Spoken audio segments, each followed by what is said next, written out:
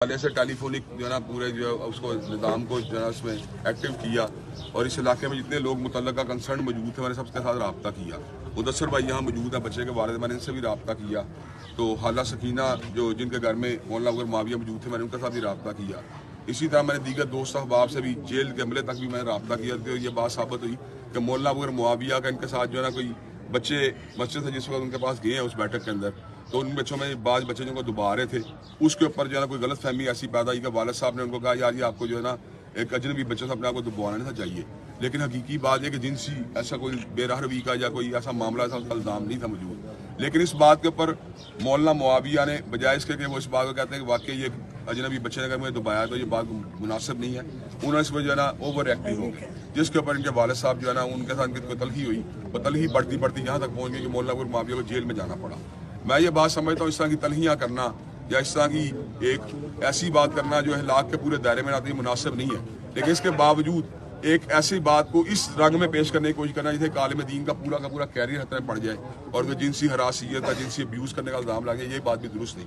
तो इस वाक़े के अंदर मैंने इनके साथ कहा कि अगर आप ये बात समझते हैं और ये बात कहते हैं कि वो जिनसी किसी भी तौर पे ज़्यादती मुलव्वस थे तो फिर हमारी हमदर्दियाँ उनके साथ नहीं है। लेकिन जब उनके वालिद साहब ने कहा ऐसी बात नहीं, भट्ट साहब ने यहाँ पे जो मकसूद भट्ट साहब जो यहाँ पे अमन कमेटी के भी जिम्मेदारान में शामिल होते हैं, जब उन्होंने ये बात कही यहाँ पे शहीद दाऊद साहब जो कि PTI के जो है एक नामजद थे, इसी तरह मैंने मौलाना बशीर अदीज़ साहब से पूछा, मौलाना अब्दुल हाजी साहब से पूछा, उन्होंने कहा इस किस्म की बात नहीं। मैं अगर इस किस्म की बात नहीं तो फिर हमें उनको रिलीफ दिलवाने की कोशिश करनी चाहिए। इस मौके पर जब इनसे कम्युनिकेशन की तो उन्होंने कहा जो उन्होंने मुझे हार्ट टॉक किया, हार्श टॉक किया, उसका अजाला होना चाहिए।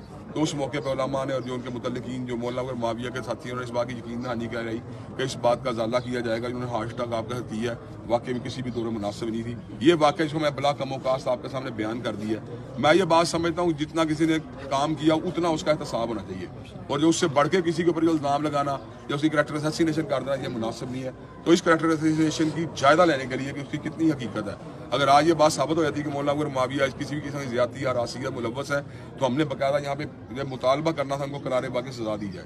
लेकिन चूंकि ये बात तहकीकात से पहले भी यहाँ नहीं और बाद में ये बात साबित हुई है कि इसका वाक़या नहीं है, तो उनके वालिद साहब ने शफकत की है, उन्होंने उनको जो है ना माफ़ी तलाफ़ी देने का जो है ना फैसला किया है। तो मैं इस बात के ऊपर जो है ना उनका शुक्रिया भी अदा करता हूँ। उम्मीद है भट्ट साहब का भी शुक्रिया अदा करता हूँ, मौलाना हिजादी का, मौलाना बशीर अदीज़ साहब का, कुरान सुन्ना मूवमेंट के भी दोस्त साहब जो यहाँ राय दानियाल भाई दीगर बाबा, इनका भी शुक्रिया अदा करता हूँ। इंजीनियर मोहम्मद इमरान साहब मेरे साथ लाहौर से, उनका भी शुक्रिया अदा करता हूँ। मैं ये बात समझता हूँ कि उम्मीद की जा रही है कि इंशाल्लाह अगले चंद घंटे या मैक्सिमम कल तक जो है ना मौलाना अबू मुआविया साहब इंशाल्लाह रिहा भी हो जाएंगे और इंशाल्लाह ये मामला जिसका जो एक मुआशरे में गर्दो गुबार उड़ा वो दब जाएगा।